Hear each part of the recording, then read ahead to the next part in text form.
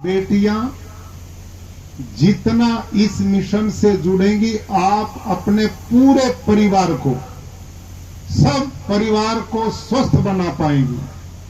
आप इसको सामान्य चीज मत लीजिए।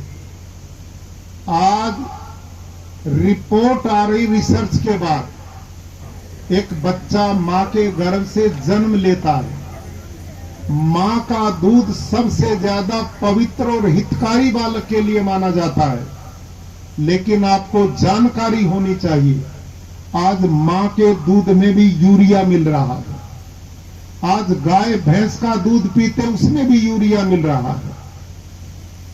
आज अभी 3 महीने पहले की एक रिपोर्ट, एग्रीकल्चर यूनिवर्सिटी तेलंगाना, एक एग्रीकल्चर यूनिवर्सिटी है पश्चिम बंगाल, वहां के आईसीआर के 12 एग्रीकल्चर साइंटिस्ट ने मिलकर, जो आज हम सब देशवासी गेहूं और चावल खा रहे हैं, उस पर रिसर्च किया और उन साइंटिस्ट ने रिपोर्ट दी है कि इस समय केवल 45%, ओनली 45% पोषक तत्व ही गेहूं चावल में बचे।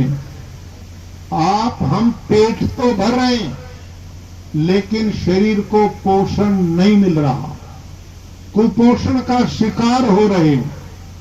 और ध्यान करो मेरी बेटियों, उन साइंटिस्ट ने केवल गेहूं और चावल पर रिसर्च किया है, लेकिन ये हमने समझ लेना चाहिए कि गेहूं चावल जिस धरती में पैदा किया, उसी में सब्जियां पैदा हो रही हैं, उसमें भी फल पैदा हो रहे, बाकी सब अनाज हो रहे हैं।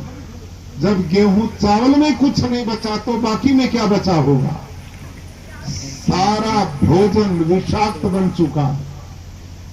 केवल और केवल प्राकृतिक खेती, जिसके 5 आयाम है। मैं आपसे पूछना चाहूंगा बेटी, अन्यथा नहीं लेना, आप में जो ऐसी बेटी यहां पर बैठी हैं जिनके पूज्य माता पिता दादा दादी खेती करते रहे, वो हाथ खड़ा करो। अरे अपने लिए तालियां बजाओ, ये तो सब किसान की बेटियां, आप तो सब धरती पुत्रों की बेटियां हैं। मेरी प्यारी बेटियों, ध्यान से सुनो मेरी बात। आपके माता पिता जो खेती कर रहे हैं, वो रासायनिक खेती है। उस खेती ने आपकी सारी धरती को बंजर बना दिया है। आपकी सारी धरती पत्थर बन चुकी है। बेटियों, जाकर के अपने माता पिता को समझाना कि यदि ये खेती यूं ही करते रहे तो आने वाली जनरेशन को बंजर भूमि देकर के जाओगे। ग्राउंड वाटर नहीं बचेगा, पीने का नहीं बचेगा, आप खेती कैसे करोगे? आज धरती पत्थर और बंजर बन चुकी है। आज देश में 2.5 लाख करोड़ रुपए का भारत सरकार विदेशों से यूरिया डीएपी आयात करती है। देश का 2.5 लाख करोड़ बाहर गया, बदले में जहर खरीदा और वो धरती मां को डालकर उसको जहरीला बनाया, और वो जहर फल साग सब्जी सब में मिलकर के हमारे शरीर में गया, और फिर सारे लोग बीमार होकर डॉक्टरों की शरण में गए। पहले इधर आपकी जेब साफ होती है, फिर बीमारी के बाद डॉक्टर द्वारा जेब साफ होती है। इसलिए किसान वहीं गरीबी में खड़ा है और सारा देश हमने रोगी बना दिया।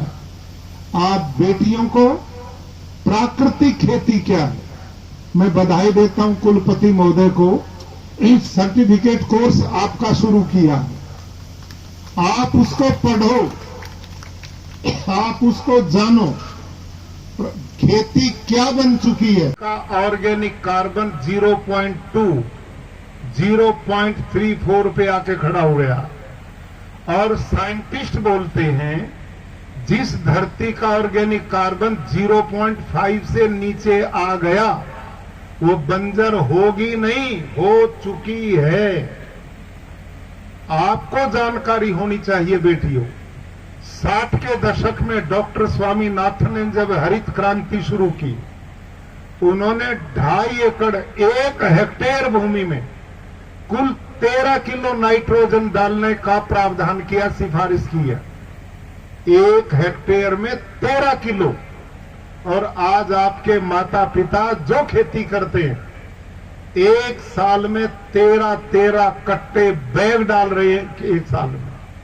सोचिए आप, कहां 2.5 एकड़ में 13 किलो यूरिया पड़ना चाहिए और कहां आज 13 बैग पड़ रहे हैं। और ये बढ़ते जा रहे हैं। क्यों? क्योंकि जब डॉक्टर स्वामीनाथन ने रासायनिक खेती प्रारंभ कराई, वो मिशन उस समय जरूरी था, विरोध नहीं, लेकिन उस समय सारे देश की धरती का ऑर्गेनिक कार्बन 2 से 2.5% था। सारे देश की धरती जंगल की तरह उपजाऊ थी।